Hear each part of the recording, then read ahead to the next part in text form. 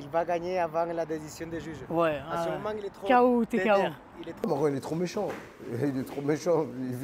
Il a des décisions, mais il ne la vise jamais. Bonjour à tous les amis, bienvenue à la chaîne YouTube du NRF Fight. C'est César Benitez avec Jeanne Ndoye et aujourd'hui on va faire les prédictions pour le UFC Paris. Explique-nous, qu'est-ce que tu penses du début de Morgan Charrière? Alors déjà, prédiction c'est un grand mot. Je vais donner mon avis. Prédiction, je n'ai pas ce pouvoir-là. Mais pour Morgan Charrière, honnêtement, je ne connais pas son adversaire, je préfère le dire franchement. Mais je connais bien Morgan. Et je pense qu'il peut battre énormément de monde dans sa catégorie. Et je pense que le petit Zekini, il en fait partie. Pas d'avis technique particulier, je ne connais pas Zekini, je le dis honnêtement. Mais je connais la force technique et physique de Morgan. Et je pense qu'il peut battre n'importe qui dans sa catégorie. En tout cas, beaucoup de monde. N'importe qui, c'est un grand mot. Avant d'arriver à la décision des juges? Ouais, Morgan, il est trop méchant. Il est trop méchant. Il a des décisions, mais il ne la vise jamais. Ça marche, c'est bien. Ensuite, on a un combat assez intéressant aussi de la part de Benoît Saint-Denis avec Thiago Moïse. Comment tu vois ce combat? Je ne vais pas faire le chauvin, mais honnêtement, je vois Benoît Saint-Denis gagner. Je vois Benoît Saint-Denis gagner parce que Thiago Moïse, c'est quelqu'un qui il accepte vachement la pression sur la partie boxe. Vachement la pression. Il boxe beaucoup sur l'extérieur, etc. Et ça, c'est quelque chose qui favorise beaucoup le style de Benoît Saint-Denis. Benoît Saint-Denis, c'est un mec qui boxe beaucoup. Enfin, il boxe beaucoup. Il combat beaucoup en pression. Il aime mettre la pression à ses adversaires. Et si tu l'acceptes, je pense que ça les met grave en galère. Les Caris, ils appellent ça bully, son partenaire. Il aime bien bully ses partenaires. Il aime bien comment dire, leur mettre une vraie pression physique et mettre son physique à profit de sa stratégie de combat. Tu vois. Et je pense qu'il va rouler sur Moïse comme ça, physiquement. Quoi. Tu attends une nouvelle soumission de Benoît? Pas forcément, mais en tout cas une masterclass. Ouais. Une masterclass. Et 2-0 pour la France pour l'instant. On a un combat féminin assez intéressant. Ça va être l'épreuve de feu pour Manon. Ouais. Quelle est ta prédiction pour ce combat? De manière générale, Manon Fiorot, j'en suis fan. Et je pense qu'il y a beaucoup de... J'ai l'impression, moi je ne suis pas trop connecté réseau, mais j'ai l'impression qu'il y a beaucoup de Français, de ce que j'ai pu voir, qui voient ça comme un combat facile. Parce que Manon, Rosa Mayonnaise, elle est sur une défaite. Elle a combattu que 5 fois en 5 ans, je crois, un truc comme ça, 5 ou 6 fois en 5 ans, alors que Manon Fiorot, elle débite. Mais je pense qu'en termes de skills pugilistiques, les deux, elles sont très proches. Et je pense que les deux elles sont là pour se boxer. Je pense pas trop que ça va lutter. Ça va être un gros combat. Et dur de donner un avantage. Pour moi, de tous les combats là, c'est le combat qui me paraît le plus équilibré. Ouais, c'est un combat serré. Ça va être et autant je suis fan de Manon, franchement. Donc, voilà. Et on va parler du main event, on va parler de Cyril Gane. Ouais. Comment tu vois ce combat? Pour moi, je vois Cyril gagner. Parce qu'il représente tout ce qu'il y a de bon dans les poids lourds modernes, à savoir un physique immense, comblé à de grosses perfs athlétiques, j'imagine. Et j'ai déjà vu Spivak se faire stopper les takedowns. Je crois qu'il vient du judo, Spivak. J'ai déjà vu se faire stopper les takedowns avec Aspinal notamment, un peu à la manière dont Cyril avance à défendre. Donc je ne vois pas Cyril se faire emmener, je vois être très mobile. Je ne suis pas un grand fan de cette génération de poids lourds-là. Et je pense que voilà, son physique à Cyril peut faire en sorte qu'il arrive à ne pas se faire emmener au sol. Par contre, si ça va au sol, je ne le vois pas, de ce que j'ai vu de Cyril, je ne le vois pas pouvoir rivaliser avec un Spivak. Mais je ne vois pas Spivak pouvoir lui mettre la main dessus ou le jeter par terre. Tu vois un autre knockout du bon gamin? Ouais, knockout, ouais, je pense à un knockout, En tout cas, je vois Cyril easy. Ouais. Magnifique. On a 2 combats aussi que j'aimerais qu'on parle. On a parlé de 4 combats en spécifique, mais nous avons aussi le combat de Tyler Lapillus contre le Irlandais, c'est ça? Ouais, le champion du cage, là. Yes, le champion du Cage Warriors. Lugan. Il y a eu un changement dans ces combats-là. Ouais. D'abord, c'était William Gomis qui combattait contre lui. Ouais. Et ensuite, il y a eu un échange de combattants. Et William, maintenant, il affronte Giannis. Donc, qu'est-ce que tu en penses de ces 2 combats-là? Moi, je pense que pour Taylor, je pense que ça va être un gros combat. On connaît tous Taylor et il a l'habitude de ces oppositions-là. Tomber contre des mecs qui vont vouloir lui marcher dessus, imposer une boxe rugueuse, etc. Taylor, il a l'habitude de les boxer, donc ça ne sera pas du nouveau. La seule chose qui peut changer, c'est que je trouve son adversaire, en plus d'avoir le style habituel de son adversaire, il est quand même assez fort. Donc ça va être intéressant de voir sur une opposition de style que Taylor, il a déjà vu, mais avec un niveau que je trouve au-dessus, malgré une jeune expérience de l'Irlandais. Qu'est-ce que ça va donner, quoi? Qu'est-ce que ça va donner malgré tout, du fait que ça soit du déjà vu pour Taylor en termes d'opposition tactique et de style, je pense que Taylor il va gagner. Et pour William Gomis et Yanis? Enfin, je préfère pas dire de bêtises, honnêtement, les deux je les connais très peu. Les deux ils sont passés ici 2-3 fois, mais je les connais très peu en termes de fighter. J'aime bien les deux. Je kiffe bien les deux, mais je ne pourrais pas donner un avis franc et clair. Ça marche, Hermano. Voilà. En tout cas, je te remercie pour partager avec nous, avec tous les NRF Fighters qui nous regardent, ton expérience, nous donner ton avis de cette gala UFC Fight Night, UFC Paris. Donc, ne ratez pas ça. Laissez-nous en commentaire quelle est votre prédiction, comment vous voyez gagner les différents Français. Et n'hésitez pas à donner le pouce bleu, à nous suivre pour recevoir tout notre contenu. Merci, hermano. Merci, la caille.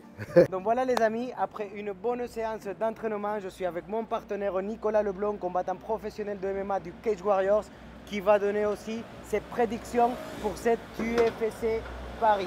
Donc Nicolas, comment tu vois le combat de Morgan contre Sekini? Le combat de Morgan, je pense que Morgan il attend cette opportunité depuis très longtemps et que chaque combat il est un peu meilleur et c'est une bonne opportunité pour lui de briller à l'UFC. Son adversaire il est fort, c'est une belle opposition, mais je pense que Morgan il est nettement au-dessus et que le combat ira pas au bout. Il va gagner avant la décision des juges. Ouais, à ce moment il est trop KO, t'es KO. Il est trop déter à ce moment et il a envie de faire du sale. Ouais.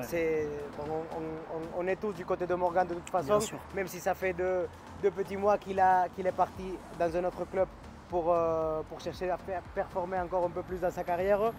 Nous, on va le soutenir toujours, ça reste un de nos partenaires d'équipe, donc on est à fond avec lui. Le combat prochain que j'aimerais que tu parles, c'est le combat de Benoît Saint-Denis contre Thiago Moises. Ce combat-là, je pense que c'est l'opposition qu'on a qui est la plus difficile. Parce que Moises, il est vraiment solide. Après, je vois quand même Benoît au-dessus. Sur le striking, ça va être serré. Mais je pense que Benoît, il a une dureté. Il est capable d'imposer un rythme très élevé. Il a un bon physique et je pense qu'il va lui imposer un rythme qui va finir par plus arriver à soutenir le Brésilien. Et que ça va finir par être à l'avantage de Benoît, mais je pense une décision pour Benoît Saint-Denis, bien sûr. À la décision.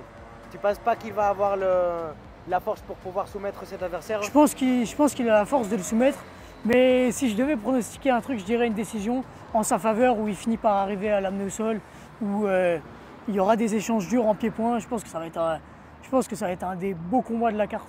Vraiment un beau combat, je pense. France versus Brésil, toujours ça va être des belles oppositions. Ouais.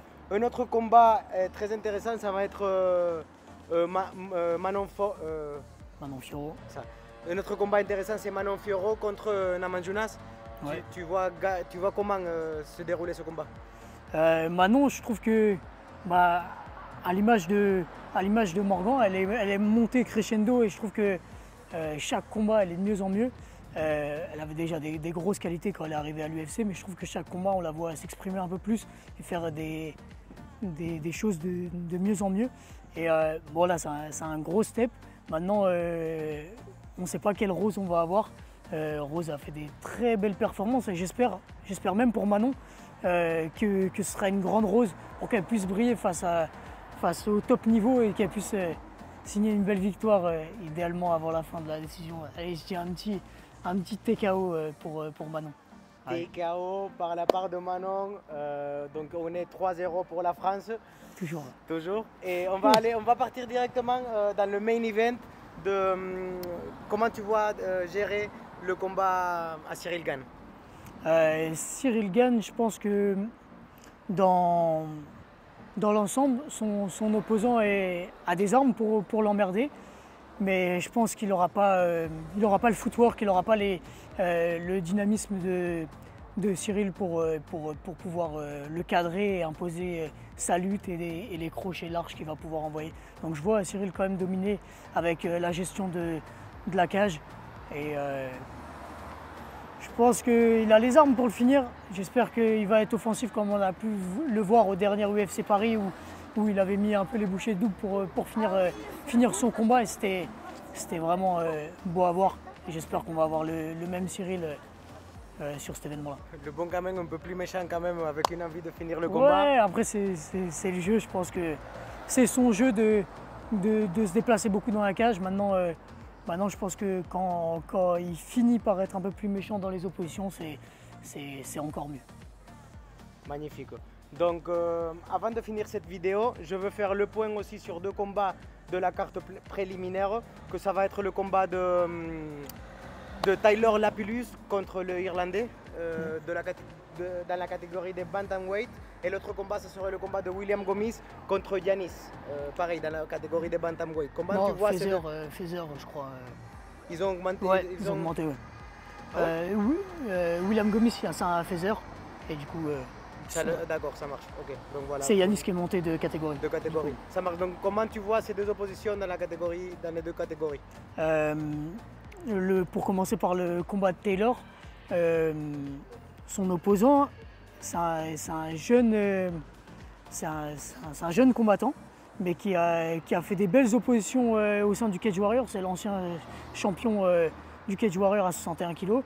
Et on voit, comme beaucoup d'Anglais irlandais, qu'il est capable d'imposer un très, très haut débit et un très gros rythme dans ses combats. Je pense que c'est la seule possibilité pour lui de venir à bout de notre Français Taylor. Maintenant, dans l'opposition, je pense que c'est une opposition qui correspond plutôt bien à Taylor parce que, à l'image de Cyril Gane, il a une bonne gestion de la cage avec des contres forts dans son déplacement, dans son footwork. Et en plus, je pense qu'il a des nouvelles armes à montrer pour l'avoir un peu vu au club tourné. Je pense qu'il a des nouvelles armes à montrer et que ça va être un beau combat avec un Taylor un peu différent, je pense. Donc ça va être intéressant à voir. Je suis pressé de voir ce combat aussi. Et ton pronostic pour ce combat? Une décision pour Taylor. Une décision pour Taylor. Décision partagée? Décision partagée même, allez. Ça va être serré? Ouais, je pense que ça va être serré, ça va être un beau combat. Il est dur l'Irlandais. Il est dur l'Irlandais, je pense que ça va être joli à voir. Pareil, c'est des belles oppositions qui nous ont mis. Je suis content de l'UFC Paris, ça va être un bel événement, c'est cool. De toute façon, on voit les Français gagnants. Hein, toujours. La France, c'est la France pour nous. Donc, et le dernier combat de William Gomis contre Yanis? Là, c'est 100% français. Donc on est. Là, on peut pas parler. On est un peu plus mitigé. J'ai envie de dire Joker, mais je sais que voilà, les deux, ils ont envie d'être là. Les deux, ils ont envie de s'affronter. Ils ont envie de performer sur ce UFC. Donc c'est cool qu'ils soient quand même sur la carte malgré les erreurs qu'il y a pu avoir, enfin les blessures de leurs opposants respectifs. Donc c'est cool qu'il y ait quand même ce combat-là parce que j'avais envie de voir Yanis pour son premier combat à l'UFC. Dommage que ce soit contre un Français, mais voilà, que le meilleur gagne, ça va être cool. Exactement, ils vont nous donner une très belle guerre, un très bon spectacle. Donc voilà, on a les prédictions de Nicolas Leblanc. N'hésitez pas à aller le suivre. Il va faire son retour au Cage Warriors le 28 octobre dans le Cage Warriors Rome. On va aller tous là-bas en équipe. On va aller toute l'équipe NRFI le soutenir derrière ce combat-là, en espérant qu'il puisse faire son combat. Après la victoire, bien évidemment, on va tout déchirer pour la ceinture. Donc n'hésitez pas en commentaire de donner du support, d'aller le suivre sur les réseaux sociaux et de voir la continuation dans sa carrière sportive. Un grand merci à tout le monde. N'oubliez pas le pouce bleu, n'oubliez pas d'activer la cloche et on se voit dans la prochaine vidéo. Merci à tous. Os.